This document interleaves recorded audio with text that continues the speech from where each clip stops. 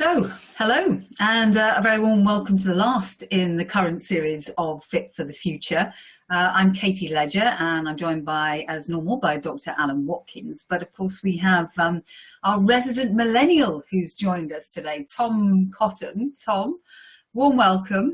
You're looking forward to this process? Yeah, it should be a good one. I've been involved throughout, mainly behind the camera, sorting out the tech and marketing each of the webinars. But no, I'm delighted to join you for the last of our webinar series today. Great. Okay, so I know you're going to bring a lot of youth and wisdom into this. So we've had a brief chat about this so far and the approach, and we thought that it might be good to kind of set a frame for this. So Alan, can you kind of set the frame before we kind of let Tom loose? And also, I really want to encourage the people on the webinar to actually chip in any comments, any thoughts, any questions. Please feel free to do that. So Alan, just get the ball rolling for us. It's a bit quiet. Yes, that's a bit quiet. Part of the reason we thought we'd have a chat about the sort of youth versus experience. I mean, through COVID, we've all connected with our families, and one of the questions that comes up, certainly in business, a lot of the time is, do we need more youth? Do we need more experience? And millennials, as many people will realize, are now forming the largest percentage of the workforce in most companies. So it's quite an interesting question, I think. People advocate that we need, the sort of energy of youth. No, we need the wisdom of the years. So I thought we'd sort of unpack that a little bit and try and figure that out. And of course, that's not a conversation two old hacks like you and I can have, Katie. We need a bit of youth in that conversation. Exactly. I could always rely on you to make me feel good. So that's why Tom, we must get Tom in, because we got to get, all sides of the debate. So I thought we'd have a bit of a chat away about, the question of youth and experience and how do we get the balance right. Okay.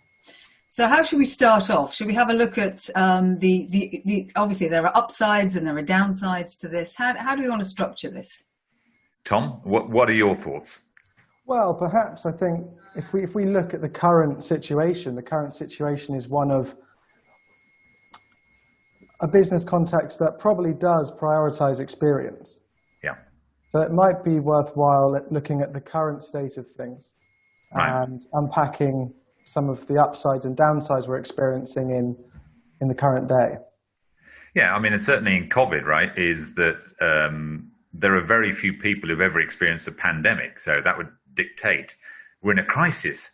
Oh my God, what do we do about crisis? Now, if you've never experienced a crisis before, natural human response is to look around to see if there's anybody around you who's ever experienced a crisis that can give us some guidance.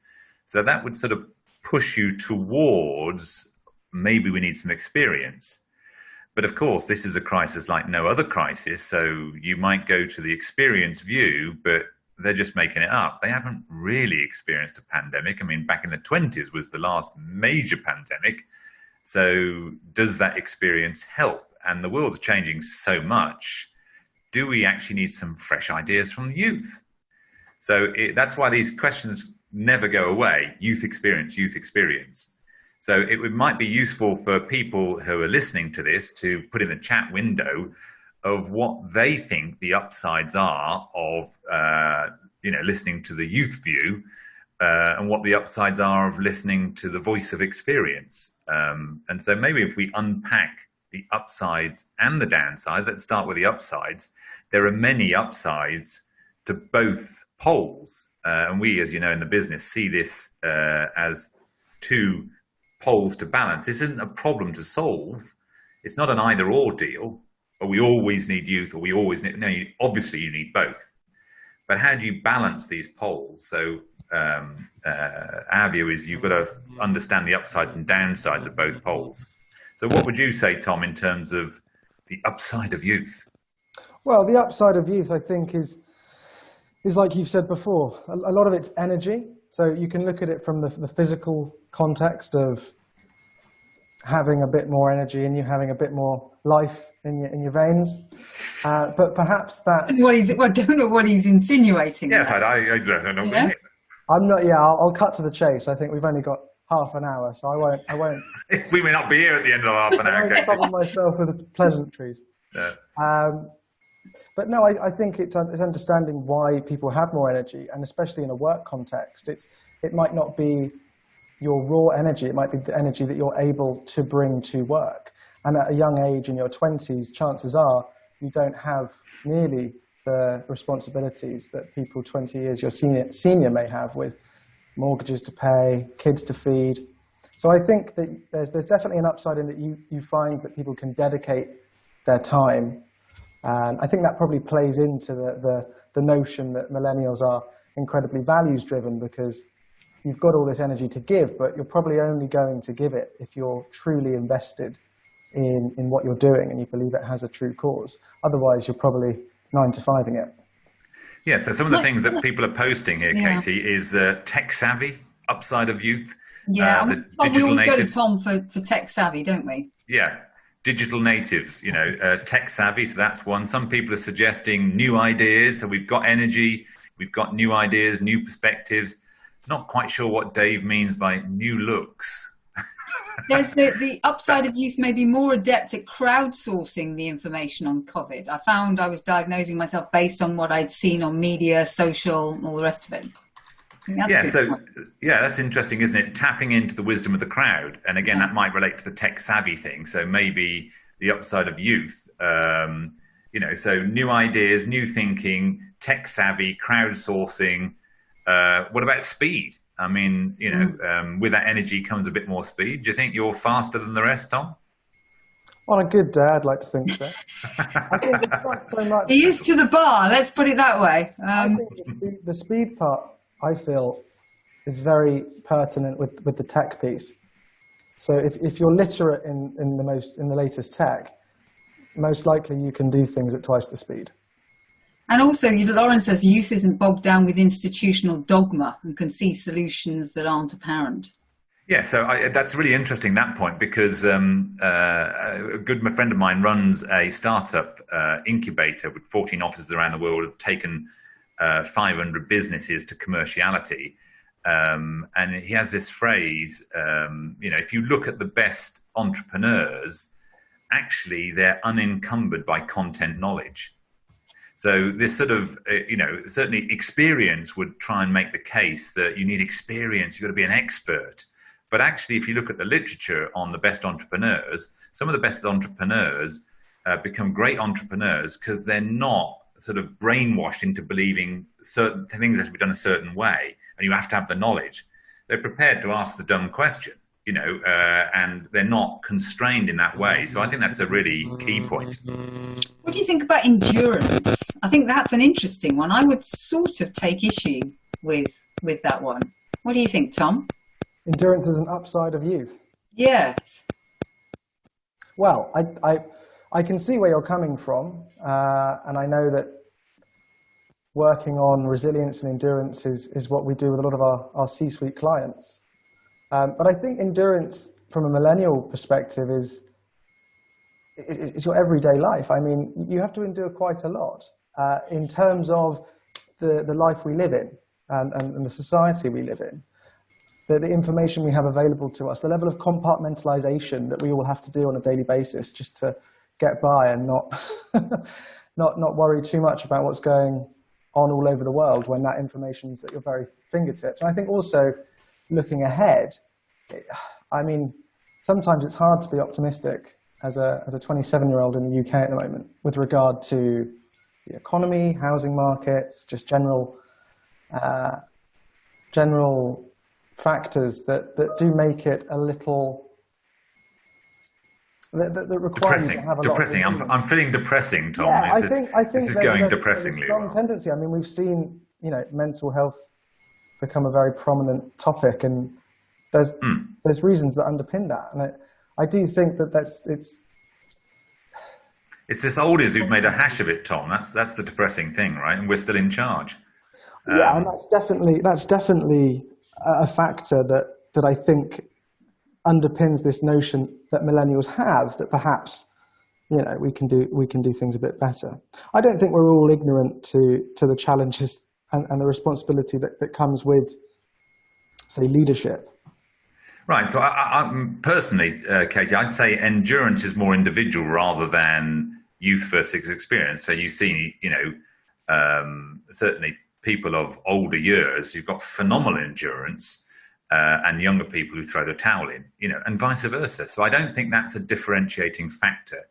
I think going to the point about less institutional dogma, sometimes there's a confidence of youth, I think, because they haven't failed. But sometimes, when you have failed and then come back again, so confidence could be an upside of either pole, youth or experience. You can get confidence from having been through 3 disasters and survived, or you can have sort of brash confidence because you've never failed in your life. So again, I think confidence isn't really, it might appear on either pole. So when you're starting to mine out, well, what are the real upsides that predominantly exist on one pole?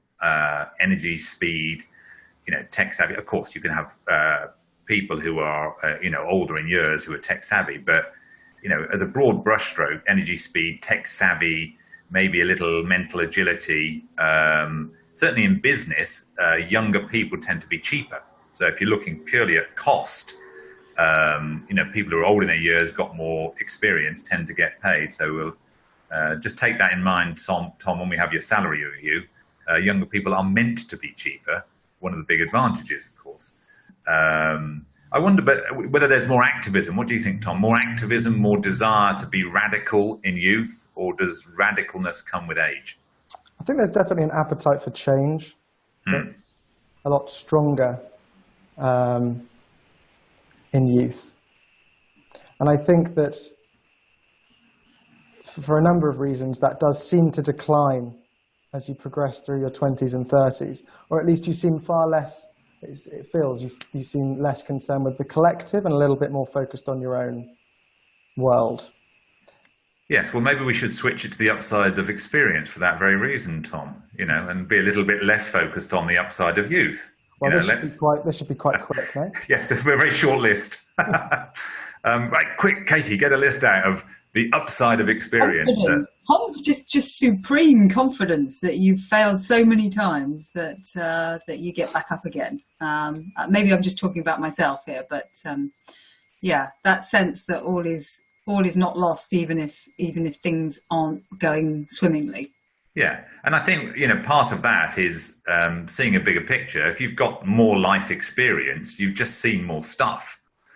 You've experienced more stuff, and the relationship between those things. So I think sometimes that can be the upside of experience, probably managed greater levels of complexity.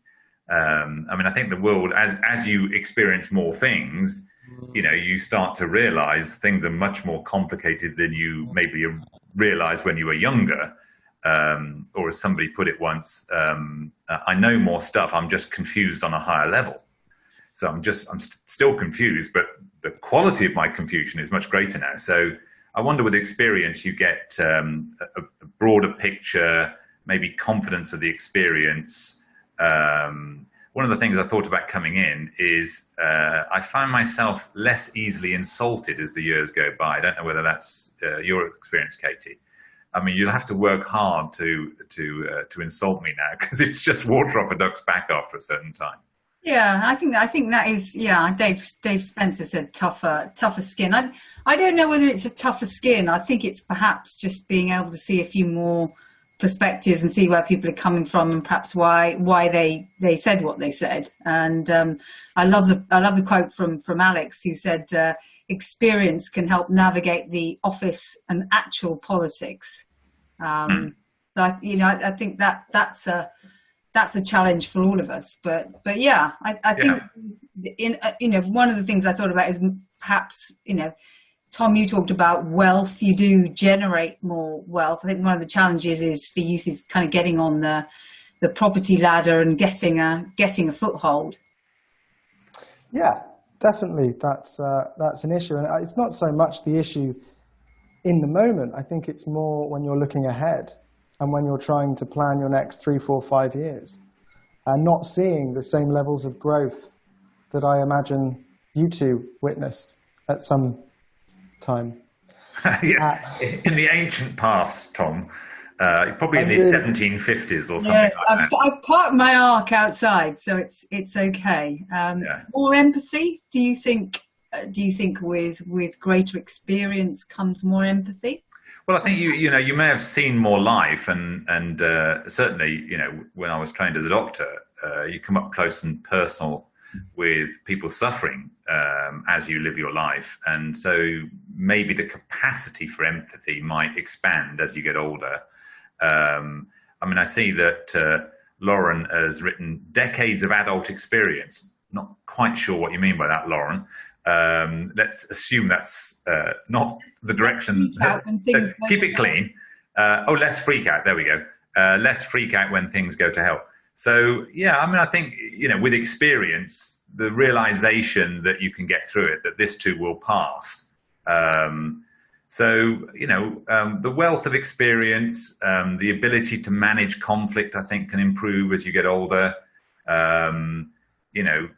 You can handle dissent more easily. And I also think actually the ability to make connections, as you know, I'm a bit of a polymath, and polymath capability is the ability to make connections. So as your brain has more experiences, and there's a process called arborization, you get more links, and with more links, you can make more links to more links. So the ability to see things in perspective, make links to things, I think, can increase as you age. Amanda talks about more passionate, more committed to the cause, whatever the cause is, due to working longer within it. Well, that might be the case, but I mean, that sort of links interestingly to the activism and the radicalness of youth. That when, people are longer in the tooth, maybe they're slightly less radical, but you could be more committed to the cause. So I think it's really interesting, when you're looking at these upsides of youth and experience, many of them are on both sides, but they manifest slightly differently. But what about the downsides? Let's have a little chat about the downsides of youth and the downsides of experience. Tom, any ideas what the downsides of youth might be? Let me just grab my almanac. I feel that I think the main downside to youth is probably uncertainty, Tom. Uncertainty. Maybe you should do the downsides of experience. Maybe that's easier to spot for a youthful person. They can see the mess we've made. The downsides of experience tend to be that you're too reliant on your previous experience. Yeah. Notice factors of today. Yeah. Could get too rigid in your thinking, right? Yeah, far too rigid. And if you've had success doing something the same way for 20 years, you may well miss out on the next trend or the next movement in the market. So I think that's true. And I think sort of rigid thinking and massive overgeneralizations. I mean, who doesn't like a massive overgeneralization? I think that's some of the downsides of experience. Power dynamics. As you get older, maybe you're, that more political savvy that somebody mentioned. So maybe you're more tuned in to not only stand the politics in the office, but to play the politics and create power dynamics. Whereas that's perhaps less of an issue with youth. So what about you, Katie? What are the downsides, do you think? I mean, if Tom's given us a nice, interesting list of the downsides of experience, maybe we should give him one back on the downsides of youth. Well, I think that obviously there's a kind of lack of experience. It can be an up or a down, can't it? There is a potentially, a sort of naive way of thinking, or a not so kind of sophisticated way of thinking. But again, I think, all of these are and in terms of being able to, there's something positive about that. That naive thinking actually sometimes produces an answer from left field that maturity, or experience doesn't really give. The other thing is kind of like extremism is another thing that I kind of think of potentially. Most terrorists are under 30, right? So or a lot of the people who were martyred. 60-year-old terrorists, Yeah. Well, my counter to that would be who's indoctrinating them. That's true. That's true. So maybe that's a difficult one to, what level of extremism? Is extremism more common in youth or more common in, but I think maybe that's an individual one. Like you get more set in your ways and you get, feeling more and more disenfranchised if you're kept out of the power play.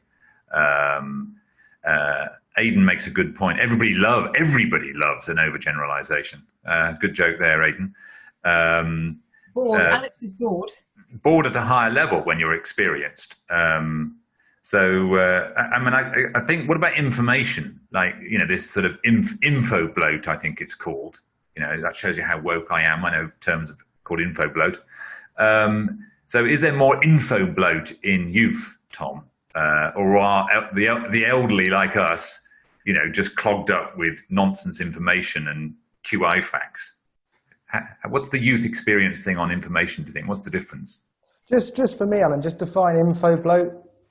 Yeah, there's a mass of information. Right. I mean, knowledge doubled every 25 years after World War II. Now it's doubling every year. So if you look at the speed of the increase in knowledge and information in the world, we're bloated now with information. So do you think that's more of a problem for young people or older people? I'd say it's probably more of a problem for old people, only on the basis of what comes with info bloat. So we're now seeing the whole fake news epidemic. We're seeing an online environment where so many means of authentication have been removed. My partner was emailing me a picture of shoes that she saw on Instagram today, and she's been thinking about whether or not to buy them for 3 days because she doesn't really trust the seller. There is no certified stamp that makes her feel like she'll get the shoes when she parts with her £40. And I think navigating this new online world where there is just so much information, but also so much crap out there, is something that the younger generations are going to have ingrained in them because it's the environment that they've grown up in. Being literate in tech, right, doesn't just mean that I can do X, Y, or Z a bit faster. It means that I understand how to navigate this landscape that even me at 27, I mean, you can't ask me what's going on TikTok or, I went and had a drink. Had a drink with a younger friend a while ago, and even for me, that she's speaking a different language. So I think right. So you're an oldie as far as TikTok's concerned, then. Yeah, as far as TikTok goes, I may as well have a walking stick. There's a couple of quotes here about FOMO. Do you think there is that fear, that fear of missing out on something, the new, latest, shiniest thing? I think the fear of missing out is probably quite aligned to this whole impatient label that's put on the younger generations, about people wanting everything now, not wanting to do the hard graft. And going back to what I said about uncertainty and outlook and the fact that it's hard to plan your 3 years, it's a big risk for someone to take. Dedicate your life to this company for 5 years and let's hope it all goes well and you get where you want to be. I think people want more assurance. They want things now, but at the very least, they want to know that what they're doing is going to lead somewhere. Impatience is a really interesting one, isn't it? Because it's often said, and here's a nice generalization for us all, it's often said that your life seems to go faster as you get older. So you'd think actually people of more senior years would feel an impatience because the clock's going faster. And of course, that's just a mathematical phenomena. If you're only 2 years old, 6 weeks seems like a mountain amount of time because in relation to being 2 years old, it is a long time. But if you're 60 years old, 6 weeks is nothing. So, basically a lot of that, time going faster is just a mathematical phenomenon of how you've lived. But impatience, you're absolutely right, is often leveled the impatience of youth. Whereas actually, as you're a bit longer in the tooth, you tend to get a bit more patient. But I think that's an interesting paradox because you're more patient, but time goes faster. And time, it seems like you've got massive amount of time when you're in your early 20s, but you're incredibly impatient. So there's an interesting paradox on both poles in relation to time, I think. So I'm wondering why, given that I think we'd all agree that every business needs to balance youth and experience, building a team, whether it's a sporting team, you need a mixture of youth and experience. These are two poles, it's not an either or. So if we get into the practice of polarity management, getting the best of both worlds requires us to take action to leverage the upsides of youth and the upsides of experience, whilst watching out for the red flags we have to watch out that we've got the balance wrong. So if we do polarity management, which is a practice that we teach organizations, as you know, the red flags, so any thoughts about how we leverage the upside and get the best of both worlds, or any thoughts about how we avoid the worst case scenario on the red flags? So something that we've talked about here before is the concept of reverse mentoring. And well, obviously, as I'm sure everybody knows, there's a lot of You've taught me well, Padwan. Yeah, I've definitely learned from your reverse mentoring. I think that's one of the actions that companies should do, and I think they are doing. I mean, reverse mentoring is definitely one to get the best of both worlds. Any other thoughts about how do you get the balance right so you get the best of both worlds? Any thoughts about that, Katie? I think seeing youth as kind of part of diversity, so including youth in more youth. It sounds crazy, doesn't it?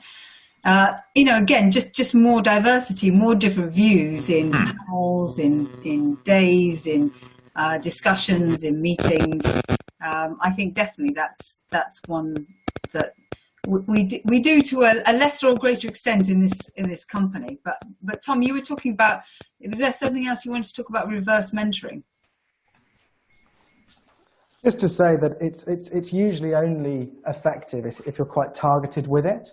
I mean, Alan jests, but I think if we sat down for a reverse mentoring session, I'm not sure how it would go. But if we had a very specific goal in mind, and if it were to try and bestow or bring in some of those newer skills, or just a greater literacy in some of these emerging digital environments, things like that can be really effective. Because I think if you don't do it, you end up with some level of conflict between the two populations in any business. Because what inevitably happens if you don't upskill people later down the years is that all that work just flows downstream. So if we kind of make a little bit of a list of, to get the best of both worlds, youth, the upside of youth and experience, reverse mentoring definitely one thing that should be put in place. The diversity question, I think, is interesting. So we should try and get the balance right between youth and experience, because it creates diversity, and diversity creates wisdom, and wisdom creates greater levels of success. So I think there's a diversity piece, how we get the best of both worlds, make sure we've got a good blend, a good mix. The other thought that occurs to me is making sure we differentiate between maturity and experience, because they're not the same thing at all. And what really matters, if we want to get the best of both worlds, we need maturity, not experience per se. Because of course, what can happen with experience is you just reinforce prejudice. And I saw this very much when I was doctoring, is that just because somebody's had the same experience as me doesn't mean they've taken a useful lesson from that experience. So it's really the value of experience is if experience leads to maturity. And as we've seen with some, very mature years, not much maturity, not much wisdom, not much insight. So I think to get the best of both worlds, we need to differentiate experience from maturity. And I wonder whether there's something about popularism, to get the best of both worlds, avoiding dropping into lazy popularism. I mean, what do you think about that? Not sure on populism. What are your thoughts, Tom? I think that it's definitely a danger, but a red flag, perhaps, that if we can avoid dropping into popularism, and it may be, the rise of social media and the tendency to overprivilege being well known and having 1,000 likes, and this push towards being popular, and that's partly fear of missing out, is underneath that is sort of popularism. And we've certainly seen a political regression towards popularism around the world. So that might be one of the red flags to avoid the worst case scenario, that we need to avoid popularism. So if we want the best of youth and the best of experience, reverse mentoring, mining the diversity of youth and experience, maybe getting some millennials on the exec as a millennial representation at an executive level, a little bit like the German Works Council will have a junior worker also influencing at the exec level, making this difference between maturity and experience. And then in terms of the red flags, popularism would be a red flag for me. We've got to avoid slipping into lazy popularism. I wonder about aboutism, where actually with experience, we have to, I know all about the subject. I've lived a long life.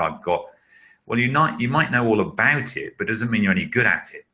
We've all experienced human beings who know all about emotional intelligence, for example, but haven't got any. So they can talk the hind legs off a donkey on the theory of all of that, the theory of development, but they're not very mature human beings. So, that's another red flag for me, avoiding aboutism and maybe avoiding cynicism. Yeah, definitely avoiding cynicism. I think cynicism is a huge red flag because, like I've said earlier, not leveraging new thoughts and ignoring the advice of or guidance of younger voices based on your own previous experience is a surefire way to fail at some point. Can I ask a question about how do values play? How Michael talks about how is responsibility, accountability looked at from both sides?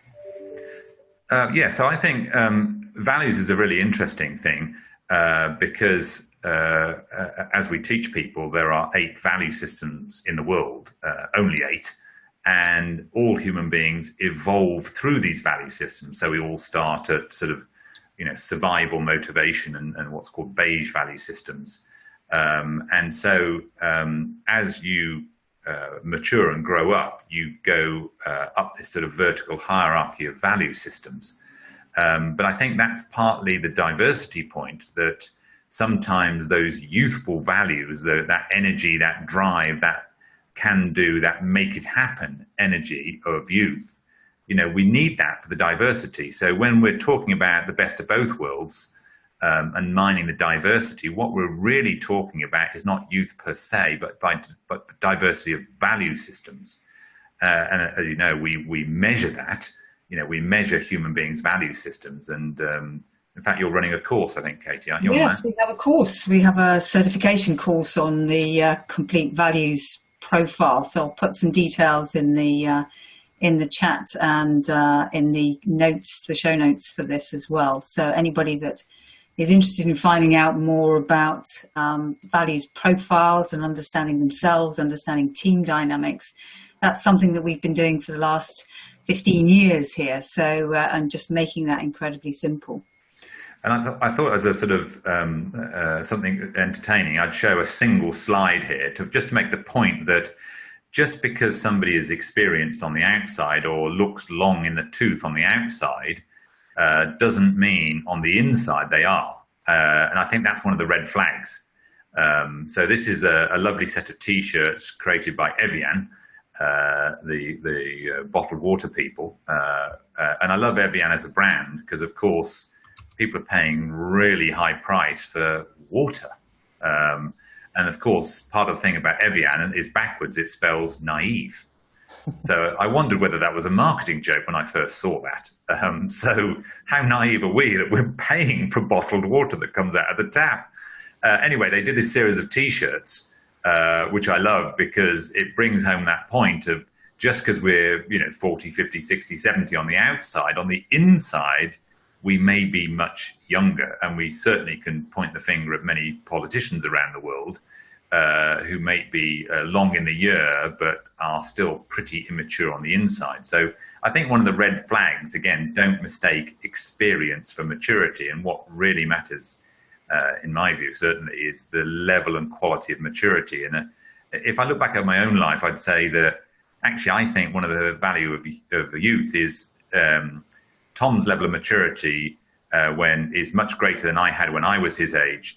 So in the younger generation, there's a much greater level of wokeness or maturity or sophistication, partly because the world's speeding up and the access to information, than there was perhaps in our generation. So when we were in our early 20s, thank goodness we didn't have any mobile phones or cameras, because I'd hate to watch the stuff that we might have got up to back in those days, Katie. And fortunately, there's no record.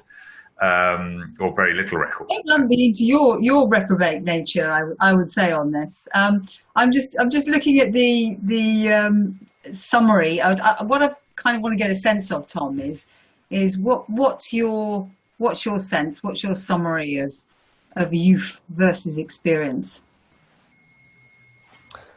I think that, like it or lump it, millennials are getting older, and as the stats will show you, we're the majority.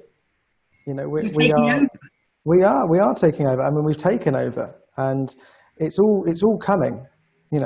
It's whether or not, I suppose, it's whether or not the experience of today extends a hand to youth and says, right, let's change things, or whether millennials have to fight and grapple as previous generations have, and end up being the potentially embittered people that have gone through a tough old slog to get where they are,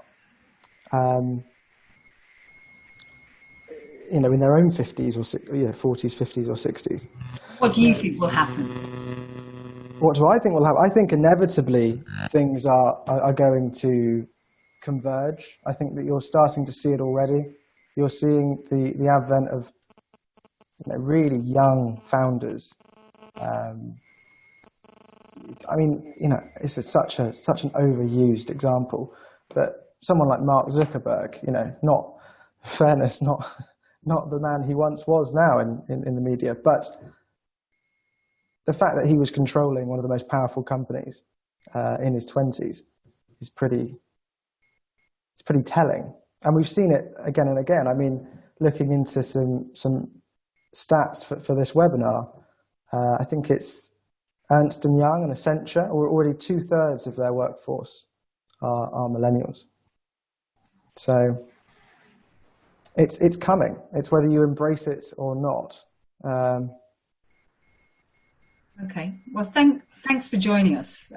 It's been entertaining, if not to say slightly rude at points, but most of that was coming from Alan, so I'll take that on the chin.